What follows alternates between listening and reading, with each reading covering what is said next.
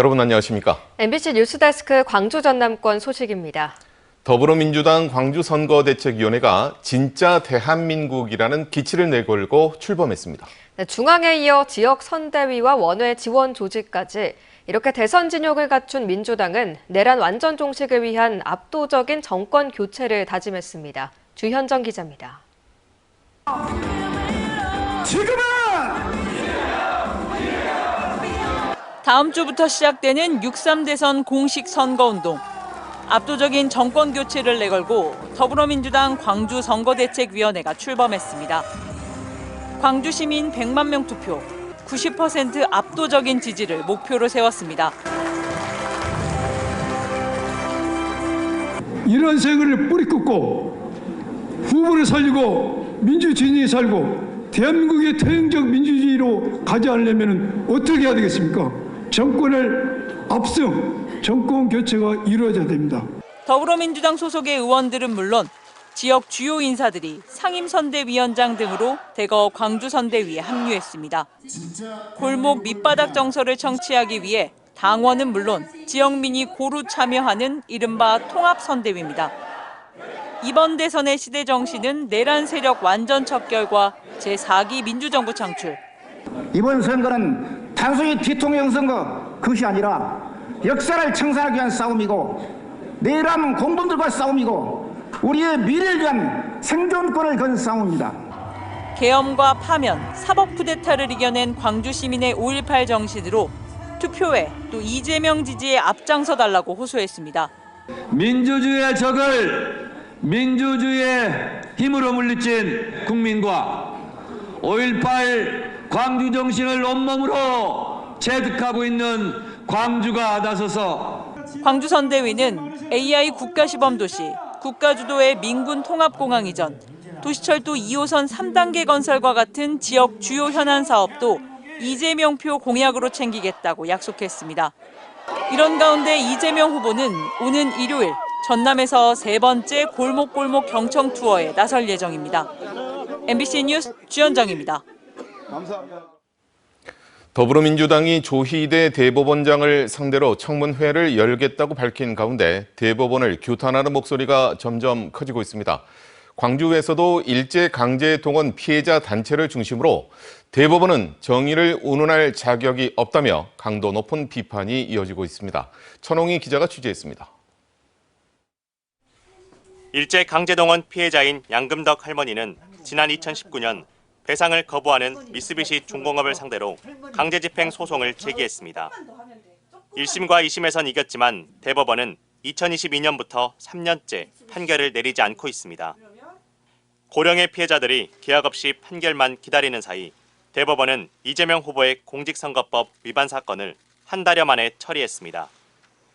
일제강제동원 시민 모임은 이 같은 대법원의 선택적 정의를 규탄하는 기자회견을 열었습니다. 대법원은 지연된 정의는 정의가 아니다는 설명을 덧붙였지만 이는 오히려 양금덕 할머니가 그동안 법원에 외쳤던 말이었습니다. 이 말이야말로 정작 일제강제동원 피해자들이 지난 수년 동안 대법원에 호소해왔던 말이다. 시민 모임은 피해자들이 제기한 소송은 늦어질 이유가 없다고도 강조했습니다. 강제집행 소송은 채권 확보 차원에서 진행되는 단순한 절차에 불과하다는 겁니다.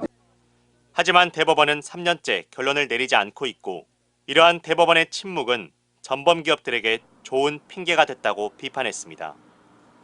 우리 대법원이 역사 정의를 외면한 것을 넘어 일제 전범 기업의 피해자 괴롭히기에 가담한 것과 다를 바 없다. 대법원에서 사건이 지연되면서 소송을 제기했던 피해자 5명 중 4명이 세상을 떠났습니다. 시민 모임은 대법원이 하루빨리 전범기업 재판을 마무리해줄 것을 요구했습니다. 일제강제동원 시민 모임은 판결만 기다리다 피해자들이 숨지고 있다며 법원이 무엇을 위해 존재하는지 그 이유를 묻고 있습니다. MBC 뉴스 천홍희입니다.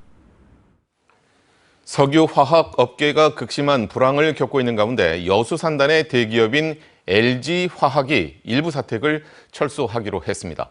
부지를 매각해서 경영 부담을 완화할 것이란 전망이 나오고 있는데요. 산단 기업들의 사택 재개발 논의가 다시 수면 위로 떠오를 전망입니다. 최황지 기자입니다. 여수 소호동에 위치한 LG화학 사택입니다.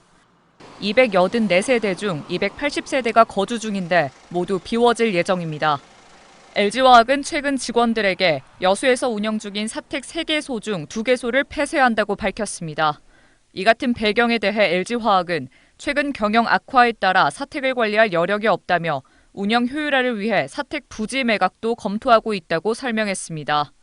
LG화학의 올해 첫 실적은 565억 원 적자로 올해도 적자 경영을 이어가고 있습니다.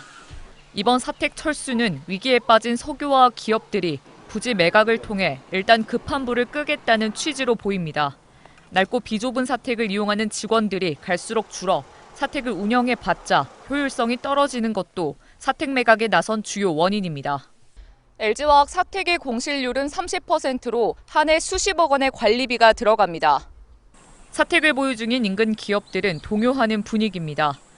사택 부지를 재개발하는 건 기업들의 수건이었지만 대규모 주택단지를 짓기 위해선 용도 변경이 필요한 만큼 특혜 시비에 번번이 가로막혔습니다. 사택 재개발이 지지부진하다 보니 일각에선 부지 매각을 통해 자금이라도 확보하자는 목소리가 나오고 있습니다. 감정가는 많이 나오지 않더라도 그런다고 해서 이거를 계속 안고 기업에서 경기가 안 좋은데 갈 수 있는 것은 아니니까 기업들은 결국에 이거를 다 매각할 수밖에 없잖아요. LG화학의 사택 철수로 경영 위기에 빠진 여수산단 기업들의 사택 재개발 논의는 다시 본격화할 전망입니다.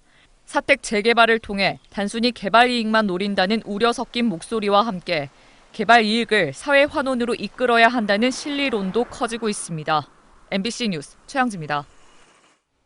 기아 타이거즈가 7점 차를 뒤집히는 충격적인 역전패를 당했습니다.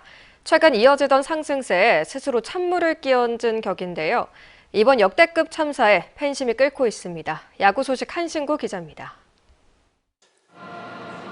10대 3으로 앞선 8회 말 불펜 투수들이 잇따라 볼넷을 남발하다 말루 홈런을 얻어맞더니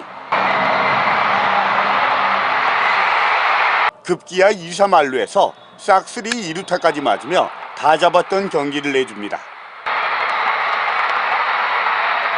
기아 타이거즈가 3연승 길목에서 불펜진 방화로 역대급 참사를 기록하며 열성 팬들의 거센 항의에 맞닥뜨리고 있습니다. 경기가 끝난 직후부터 팬들은 졸전과 코치진 투수 운용 등을 비난하는 원망 섞인 말과 글을 쏟아내며 부글부글 끓었습니다. 근데 작년 15대 15 경기 생각나면서 좀 설마 지겠나 했는데 졌네요. 불펜들이 조금 아쉽다 보니까 좀 기아 팬으로서는 마음이 좀 아픕니다. 5할 승률의 문턱에서 널뛰기 경기력으로 번번이 좌절하고 있는 건데 지난해 같은 위압감을 보여주지 못하면서 상대 팀들에게 만만한 팀으로 전락한 겁니다.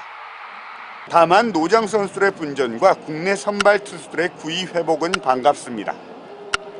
최용우 선수는 41살 4개월에 통산 400호 홈런을 때려내며 여전한 해결사 본능으로 후배들을 이끌고 있고 지금까지 꾸준히 해와서 누적된 사인 홈런 뭐 이렇게 생각이 들어서 그래도 제 자신한테 좀 뿌듯하긴 합니다. 시즌 초반 부진한 모습을 보였던 양현종 투수 역시 첫 승을 신고하며 통산 180승에 역대 최초로 2100 탈삼진을 돌파하는 의미 있는 기록을 썼습니다. 올 시즌 풀타임 선발에 도전하는 김도현 선수는 물론 대체 선발로 나서고 있는 황동원 선수도 점차 안정적인 구위를 회복해 시즌 중반 순위 싸움에 힘이 실리게 됐습니다.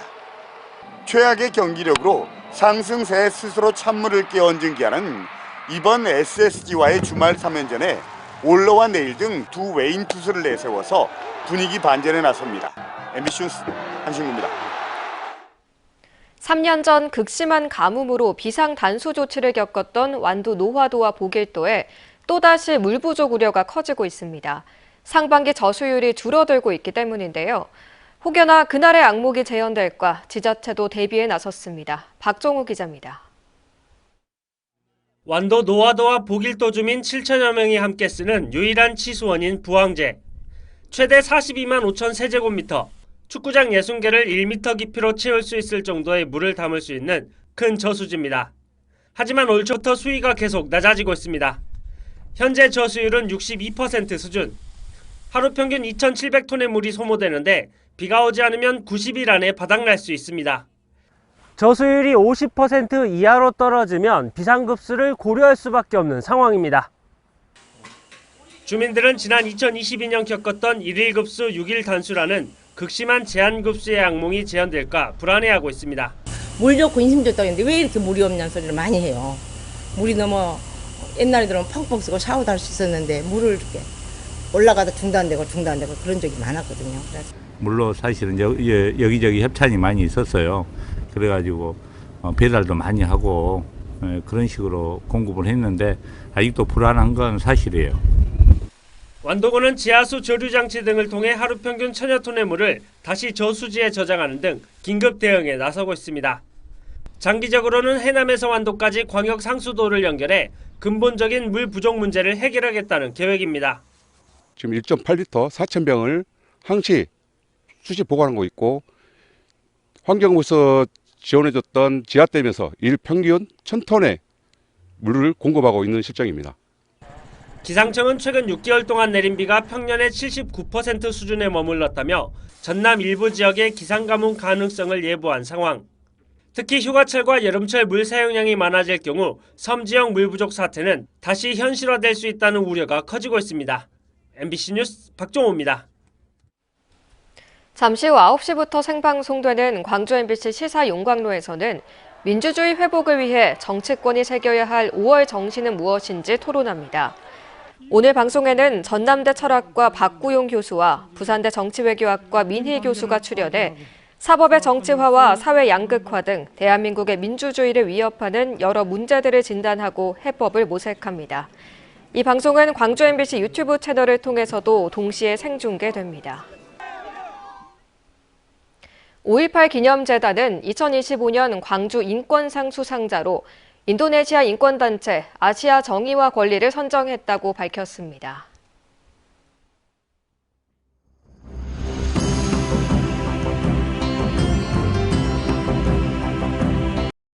언제 어디서나 내 손 안의 뉴스. 광주 MBC 뉴스 유튜브 구독으로 함께하세요.